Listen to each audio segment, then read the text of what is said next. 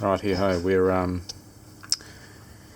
heating the entire section up where the pins are on this connector. We've just shielded the entire portion where the headers aren't actually are. Current temperature is at 375. It's actually not the temperature of the board though. The board's probably about 250 degrees.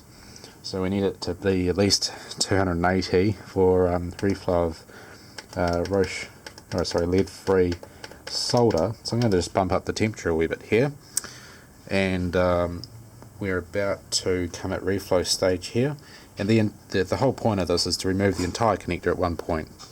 So the temperature here is now probably about 255 now on the actual PCB board itself. You can see a bit of smoking is occurring here. That's just the flux itself. And here we go. It's almost about to come out of the board here. The reason for the replacement of the socket is a bit of corrosion has occurred on the PCI pins here, and it needs replacement. Just going to bump up the temperature a little bit more here. Okay, so it's completely safe to do this board.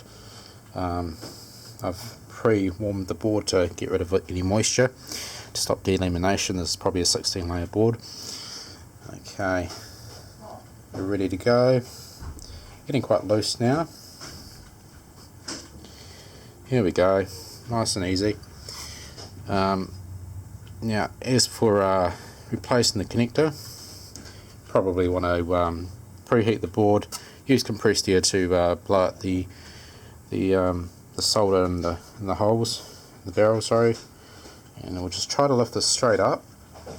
Here we go, like so, and we've removed it. Okay, now we'll just immediately shut off the heat. Looks good. Now you can see the solder is actually re-solidifying on the pads there.